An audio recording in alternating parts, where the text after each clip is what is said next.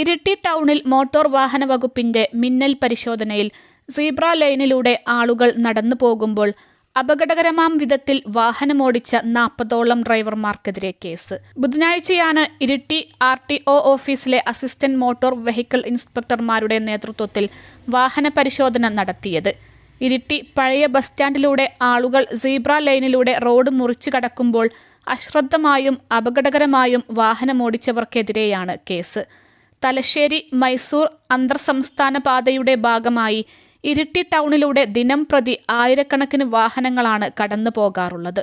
മലയോരത്തിന്റെ സിരാകേന്ദ്രമായ ഇരിട്ടി പട്ടണത്തിൽ വിവിധ മേഖലകളിൽ നിന്നും നിരവധി ആളുകളും എത്താറുണ്ട്. അന്തർ സംസ്ഥാന പാത മുറിച്ചു കടക്കാൻ വിവിധ ഇടങ്ങളിലായി സീബ്ര ലൈനുകളും വരച്ചിട്ടുണ്ട്. ഇതുവഴി ആളുകൾ കടന്നു പോകുമ്പോഴാണ് അശ്രദ്ധമായ ഡ്രൈവിംഗ് നേരിടേണ്ടി വരുന്നത്.